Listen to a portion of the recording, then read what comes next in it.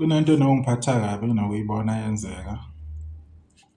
Iqale ukuqina lento ngesikhathi kade kunomcimbi emthandeni esama experience. Kube khona ukungabi nemibono efanayo esizweni sakwaBlue. Okwenze kwaba namagama aphimiselwayo. Kwaba kuningi okukhulumekayo okwangaletha isithombe esihle, especially lo muntu osuke elandela okuWuKhuzani Mpungose. Uma amaBlue Nation ewodwa noma engabe yiliphi iqembu bejikijelana ngamavidiyo online, ubani sekhuluma ukuthi nobani sekhuluma ukuthi, akuyona into enhle leyo. Ngiyacabanga ngoba nilapha online ninama-account asuke emakhulu ngempela ngoba akhulile ama-account.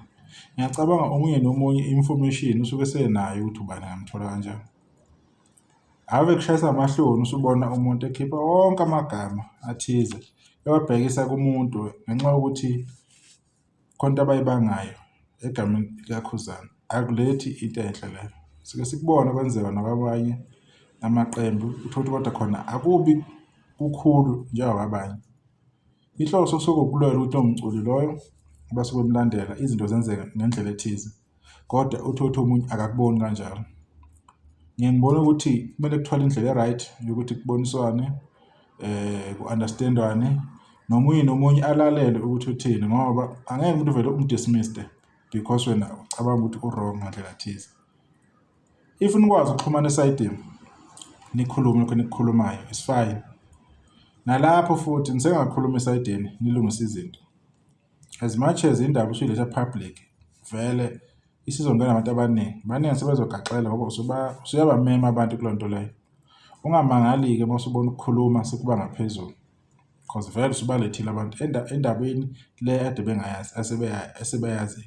Nalokho kukhulunywa ngaye sekuzophoqeleka ukuthi azoyidefenda kungakhathaleki uzokhuluma thini because uvele igama lakhe phela liyamosheka. So akuyona nje into e-right isikhathi esiningi ukuletha iy'ndaba zenu on public platforms ngoba abantu bazoba nemibono ukuthi ubani unjani.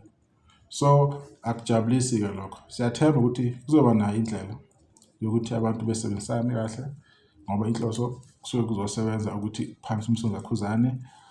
Uma ukuthi kudinga imfaniswano, uma ukuthi ama-flag, uma ukuthi amavuvuzela, yonke loo nto leyo, uma ukuthi i-transport.